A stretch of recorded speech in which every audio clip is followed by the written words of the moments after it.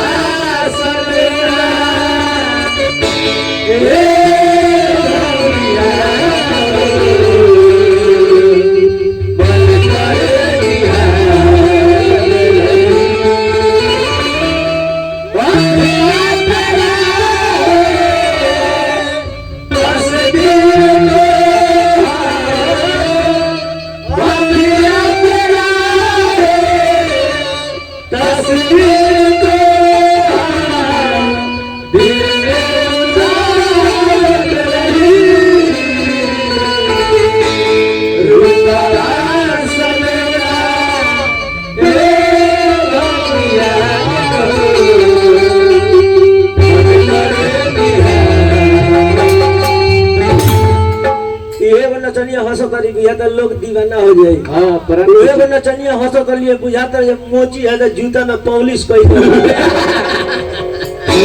चलो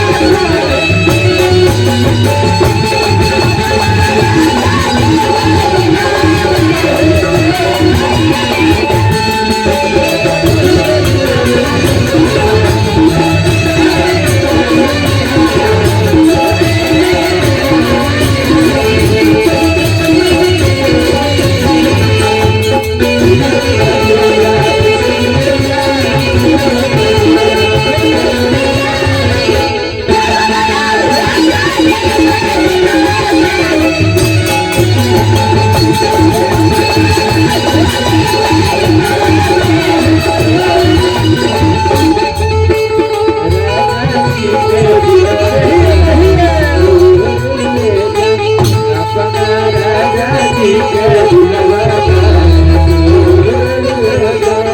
अपना राजा जी के दिलवा। बड़ी ही सुंदर सुंदर गाना बजाना हमरा रंजन राय निराला जी से सुने के मिलल।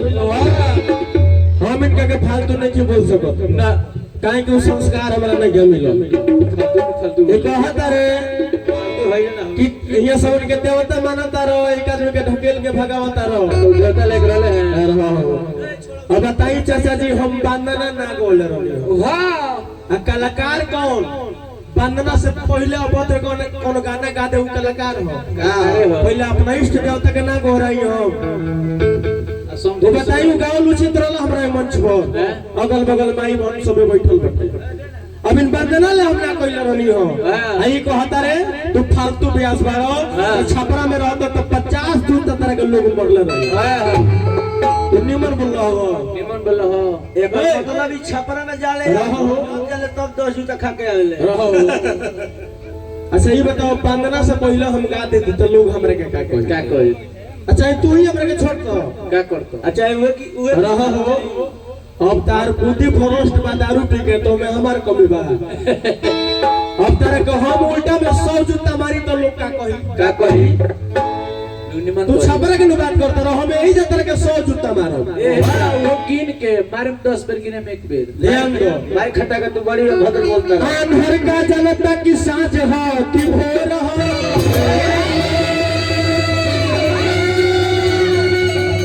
चाचा जी एगो आंख के आनर होला, एगो गाड़ी के आनर जन्नी नु त तू आंख के आनर नहीं खो, तू के आनर बड़ा कि आन्हर का जनता की साँझ हो कि भोर हो,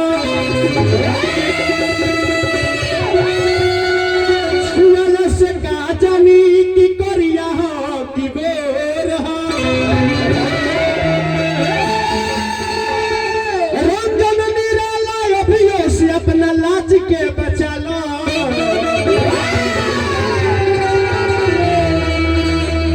लोग बुझे वाला बुझ गल की साधु हो कि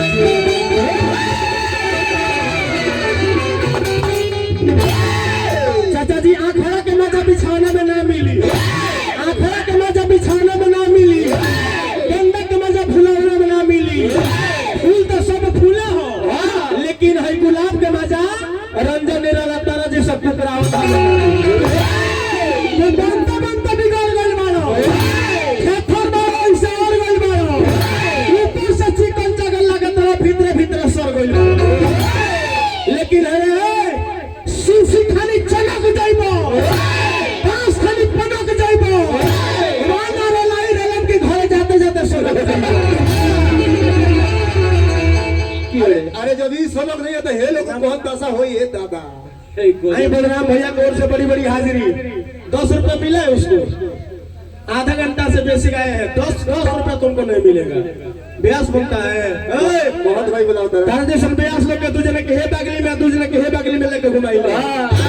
अजाड़ा के दिन में तुम मजो में।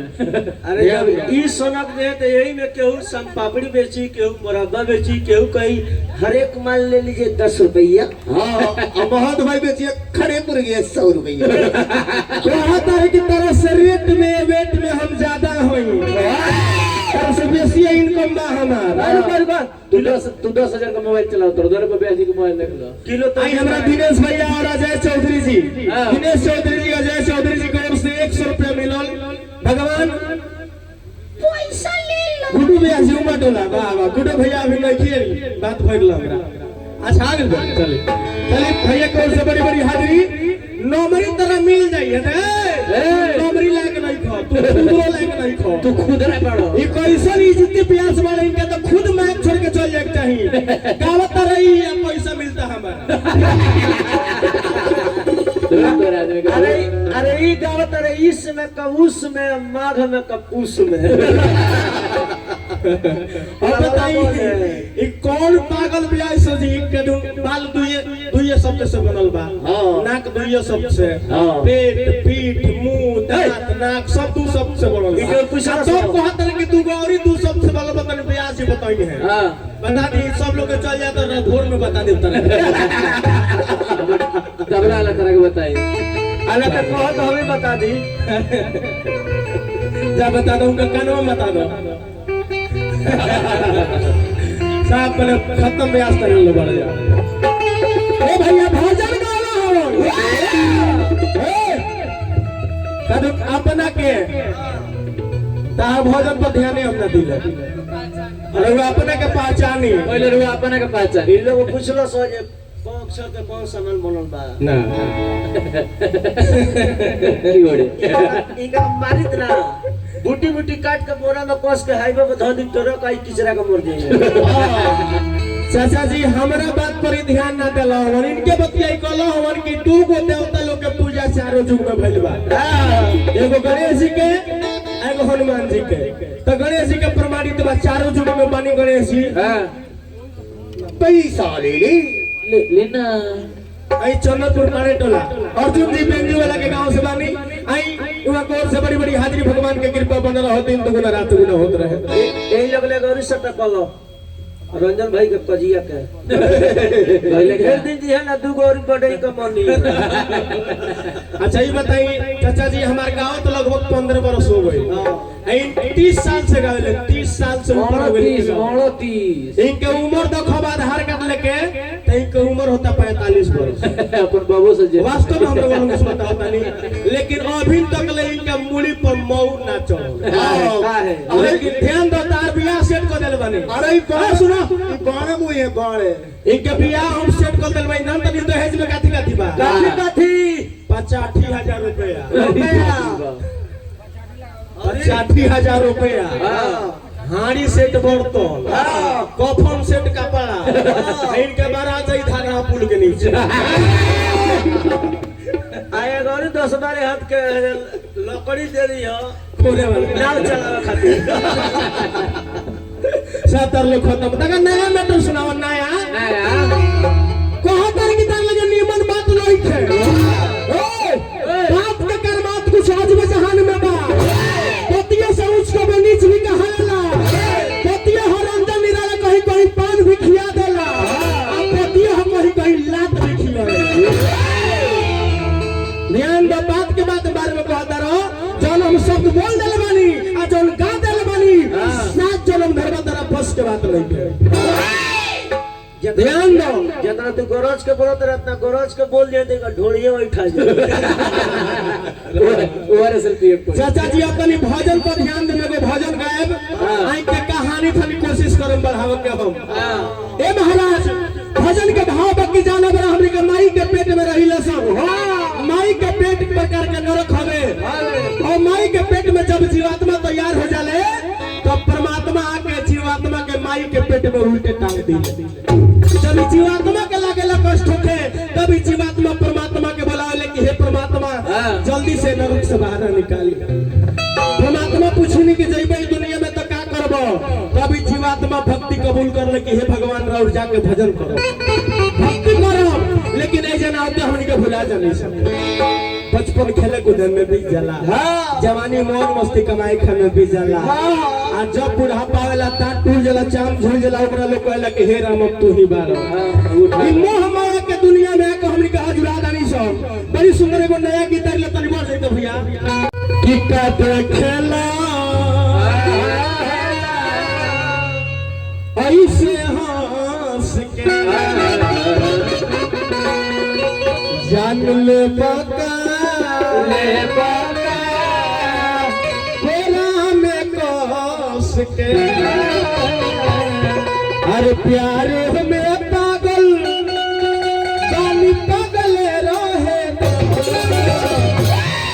ए धनी हो अचरे से बंधल दिल बा बंधल रहे। अब तो यही ले में भजन गावा के बा कितनी देखेला यहाँ निहार के सब चल जाई हाथे पसार के आई हो चल जाई है दाते चियार के कि हर के भजन से तू भागल रहेला। ए सुगा हो माया के नगर में तू लागल रहे इकर कजिया होई अगला सोमार 1 2 3 4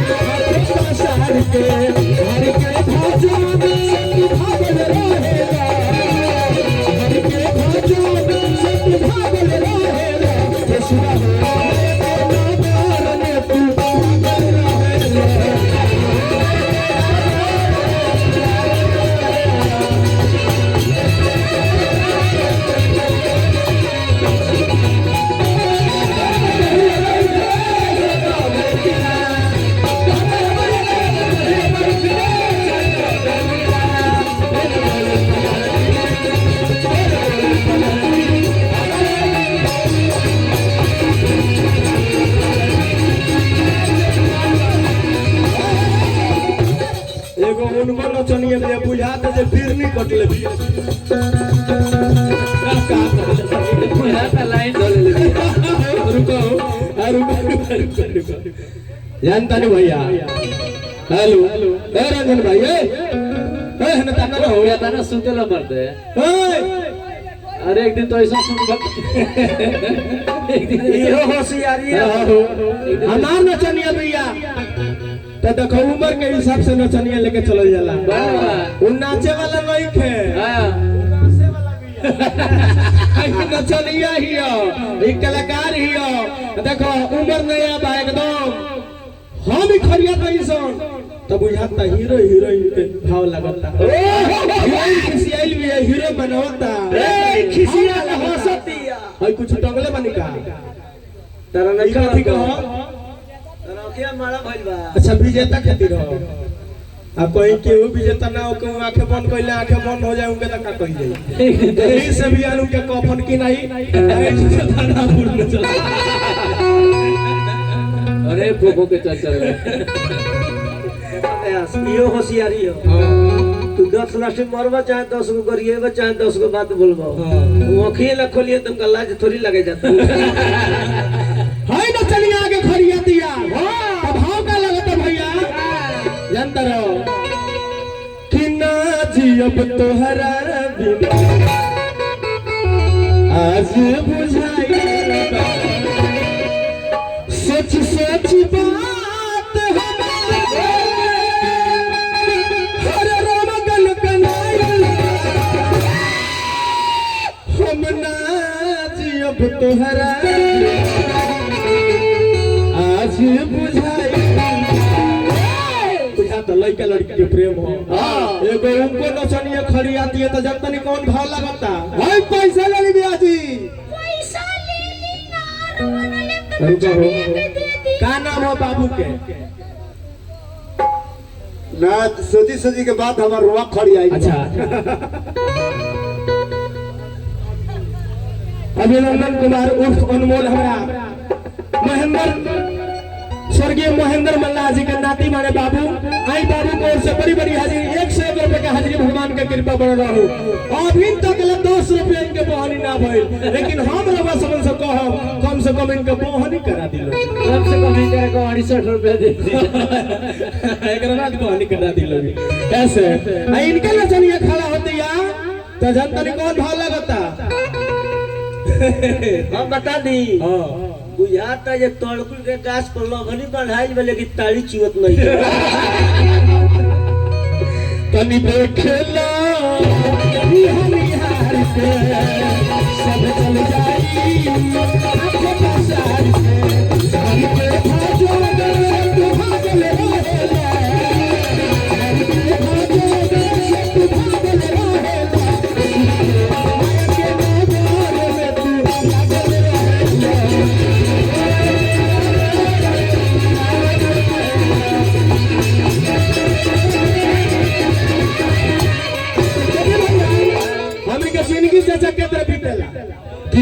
खेले में बचपन पीती मौज में जवानी जाई पानी में बुढ़ापा चली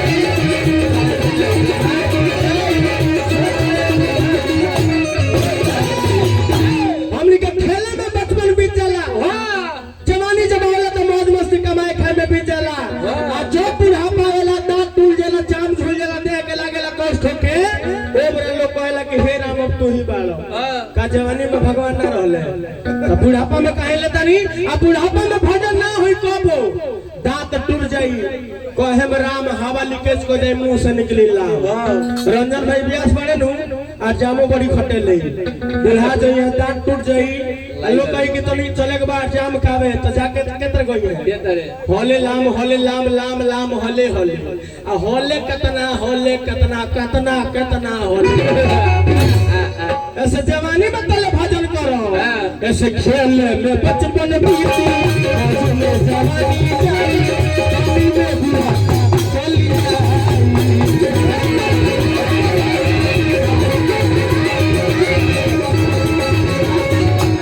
ये सहारी के मेला भगवान जवानी बुढ़ापा तो होई गजान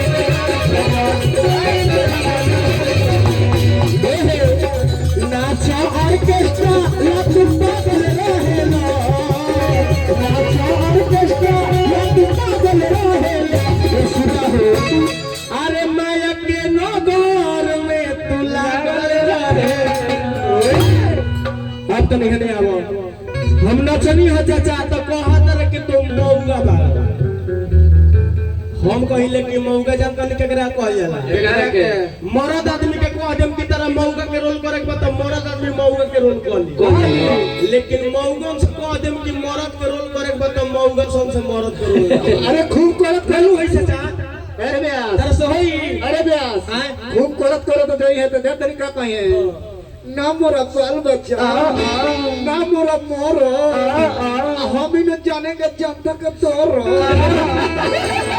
लेकिन तू हमारे के मौगा कहला हमारे के निमने कहला पूछो हम तरह के देखनु एगो होला लबेद एगो होला बेद तू लबेद से बालो हम बेद से बानी हमारे के मौगा कह तरह ठीक बा जानता रहो मेहरारू के लोग कहेला के ए मौगी न सुन रे मौगी तो मौगी के मर्द के लोग का कही मौगे नु कही ना कही हैं तो ध्यान दे हमरे के मौगा कहलो के लेकिन तू हम तो मौगा बनी लेकिन तू हांचाल मौग बन तो 100 गो मौगा मरल हो तो एगो मौगा तू पैदा भइल क्यों रे अरे ई बताई ग बहन है सारा लड़का सन के ई हंसत रहे तारे एथी ले ले पुनः के ठकई जाइल बड़े देखि जब बैठल बड़ा तो बुझाता रोड पर के किलोमीटर हवे आ न हइले ना देखि बुझाता 1.5 साल भइल बा उनके अब तनी बाबू एगो लाइदारी सुनाए ओकरा बाद इनके कहानी के समापन क के ओकरा बाद आप लोग कहानी गाओ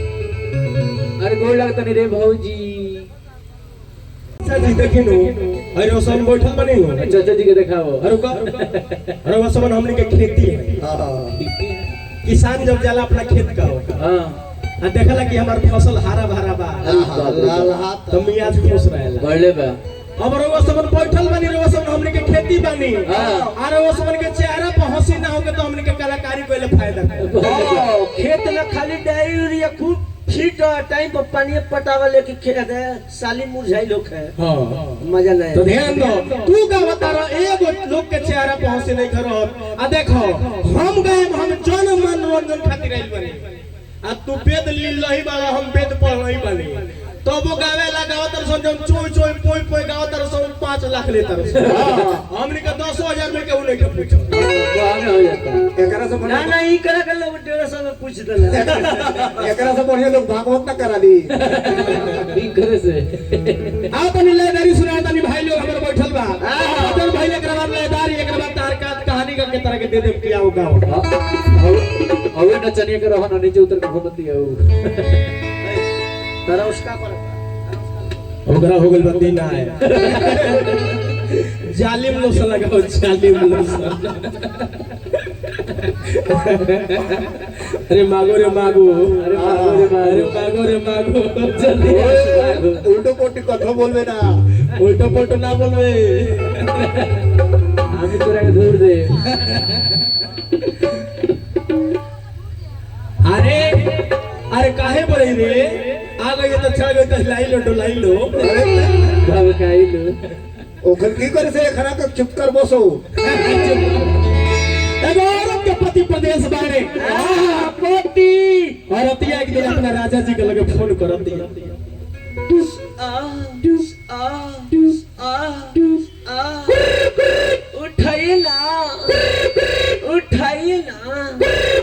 उठाइए ना रंजन भाई को जगाइए ना।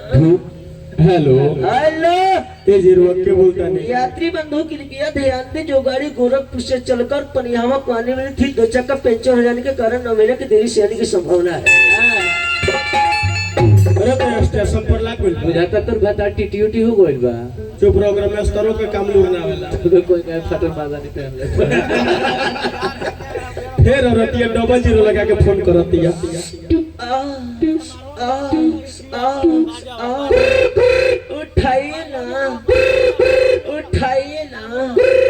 उठाइए ना ब्याह जी को जगाइए ना।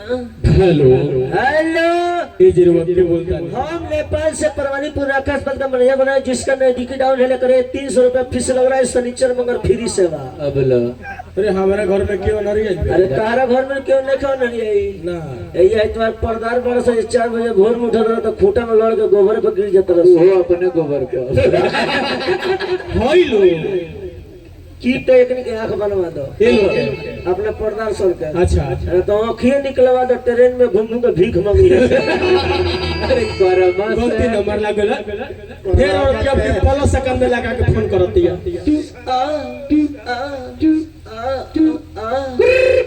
उठाइए ना। हेलो हेलो ये जीरो के बोलता नहीं हम केरला से चप्पल फैक्ट्री का मैनेजर बोल रहे हैं, कितना चप्पल भेजवा दे। अरे हमारे काऊ चप्पल अरे तारा ना चाहिए, तार पर्दार बड़ा सा जो है तो महीने में जो 10 जोड़े के देही पर टूटिए जाला और तो बिया जी 100 जोड़ा के ठेका ले लेला और ठकाई था आए 150 का ठिका हुए। ए अमृत जी हाँ। तनी अपने भैया के नंबर बोली गीत गाइयो लिखा बोली 94 400 चक्कर 94 400 चक्कर 95 500 गांव में घूम के पकड़ लग जाई नो लगाओ। The person you're calling is currently busy. Please try again A later. अमृत जी और जियो का नंबर बोला लिखा जल्दी बोला 95 500 पवित्र 95 500 पवित्र डबल जी खड़े एक तरफ पर्दार लोग के भीतर क्यों रे? लग जाई नो और वे लोग सब पूछ लो जल्दी जाइए फोन लगाओले भैया उठाई ना। हेलो हेलो ए जीरो के बोलता नहीं देखो चिनो ना ये रहो मैंने सत्यमा को पापा बोलता नहीं। ए राजा जी बोलो रानी जी अरे गोल छुके गोल लगा अरे कुछ के गोल लगा खुशी रहो। ए राजा जी हाँ अरे वो घरे ना का हम कहते हैं हमें तनखा रू गइल बा। अरे वो गावना करा के हाँ छोड़ के प्रदेश चल गए हाँ अरे वो ना बुझला कि औरत के कई गो साध होला हाँ एगो ने हमर सब दिन बैठल भैया क्या रही हो अभी शहर नहीं है पर्दा के पीछे हम जो गावना करा के चल गई बा हो। मत को दवाई लगाती है राज भाई का गावल खा ले। ए राजा जी हाँ ओकरे इतना खजुवट पाउडर लगाती है लोग पीछे और दिया को हदिया का ये बोलो का कह दिया पिया परदेश में बस गइल जाके पिया परदेश में पिया परदेश में बस गइल जाके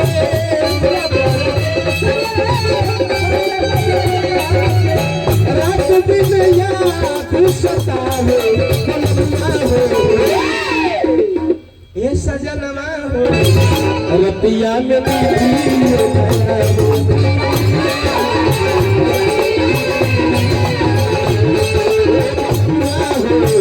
रतिया में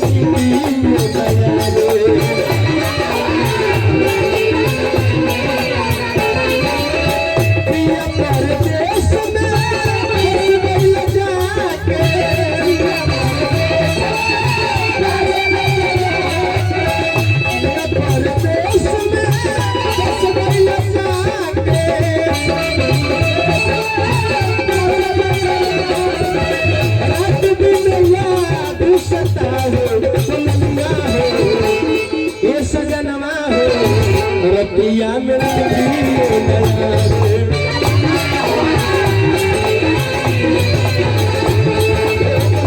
आवे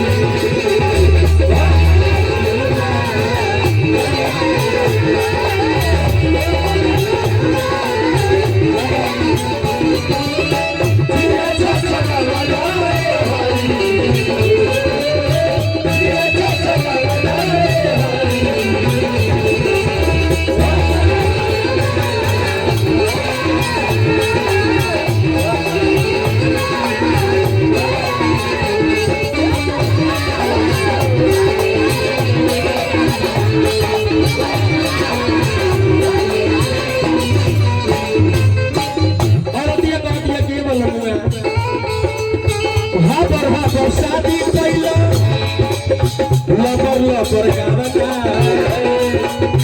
चिरई के जान जाता लड़का के छलावना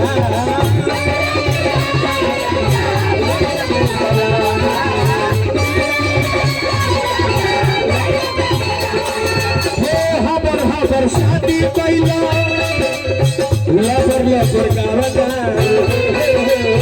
चिरई के जान जाता लड़का के छलावना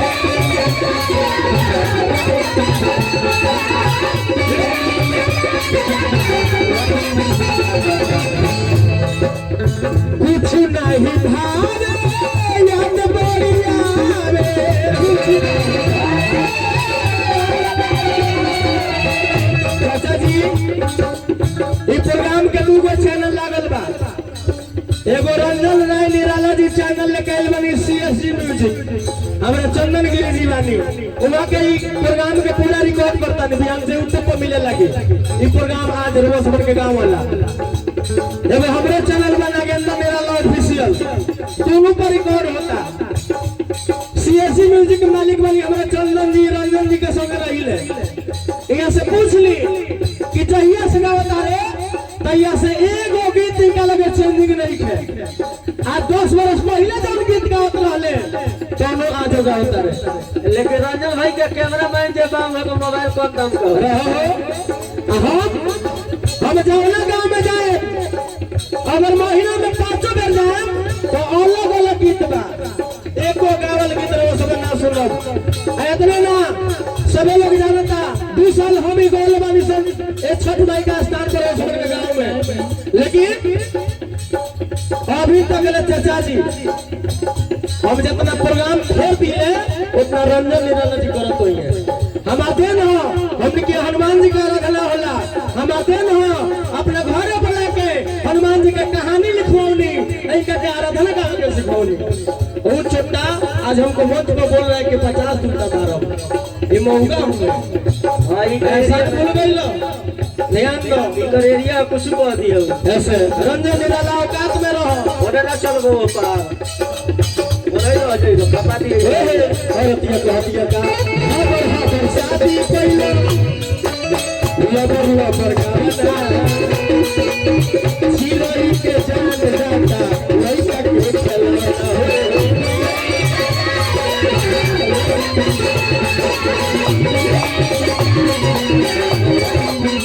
केहू नहीं पास बा मन उदास बा